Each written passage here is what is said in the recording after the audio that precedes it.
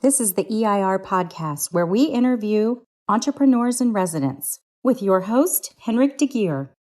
Who are you and what do you do? My name is Peter J. Burns III, and I like to call myself a de facto entrepreneur residence at large. And that's because I'm involved in so many different ventures, my own and others, in that capacity. How are you involved as an entrepreneur in residence? Well, I can give you a couple of examples.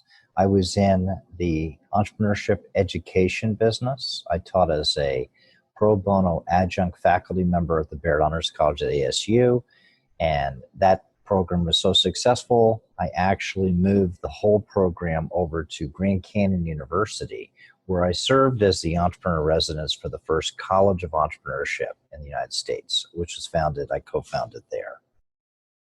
Subsequent to that, I did a tour of duty as a volunteer with the International Medical Corps in Ethiopia, and I came on board as their entrepreneur residence. And what that meant for those particular deals that I just mentioned was in the educational component, I was not an accredited professor. I was not a master's or PhD, so I couldn't actually teach the course, but I was their entrepreneur guiding force for the College of Entrepreneurship. I was able to actually assist the professors who were teaching the courses from the perspective of a honest-to-goodness, red-blooded American entrepreneur. Now, when I was in Ethiopia, the volunteer business, the nonprofit business, is almost polar opposite to what entrepreneurs are. And so I was able to give my own perspective on this beautiful country that recently come back into capitalism only 20 years earlier. And I was able to give my perspective on all my experience of over 40 years on behalf of the country and the charity that I worked with. Great. Peter, what are the biggest challenges and successes you've seen as an entrepreneur in residence? The challenges is probably the different cultures that I have to assimilate with. In academia, I certainly have my challenges because as an entrepreneur, you make up the rules as you go along. In academia, they're very, very foundational, step by step. They follow the rules.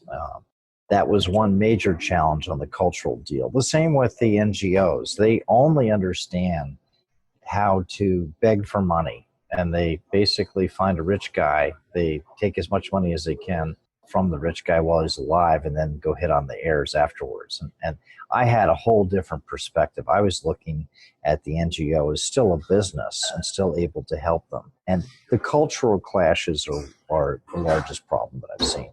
What the successes have been in my past are, even though the cultural clashes were difficult to begin with, by overcoming both of those examples, I was able to accomplish really great things. The College of Entrepreneurship being the number 2 entrepreneurship program in the United States after only 6 months because it used my formula instead of academics teaching students. It became entrepreneurs teaching students.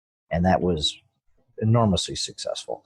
And then I was able to introduce something like 40 different improvements to the NGOs' participation in Ethiopia. I actually came up with a number of different business ideas. I was even able to raise hundreds of thousands of dollars in grants from unique ideas that I came with and implemented while I was one of their volunteers. Over the years, I've been involved in 150 businesses, and those are my own. And I've raised over $600 million worth of non-bank alternate capital resources for other companies.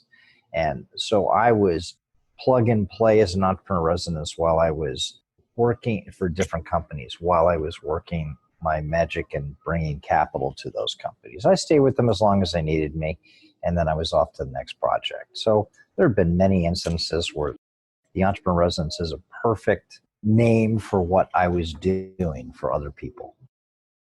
Peter, what advice would you like to share with other EIRs? Put yourself out there. Let people know what you do. Call upon the successes that you've had before and the failures. and just get it out there. People need us. Entrepreneurs are the lifeblood of America and the country. We're the backbone of the economies in the United States and the world. They need us. And most people are trained to go to school to become somebody else's employee. And you know what? There have to be the people that start the businesses. And a lot of people out there, even though they want to start the business, don't know how to do it. As an entrepreneur residence, we have the ability to do so. We have the ability to help but guide, and we have to learn to put ourselves out there. Peter, where can we learn more about entrepreneurs in residence and your work as an EIR? You can go to my website at peterjburns3.com. That has a list of my current ventures, my future ventures, all my history. It is all of my contact information and anything else that can be helpful to someone interested in this. For more about this, visit EIRpodcast.com. Don't forget to please subscribe, rate, and review.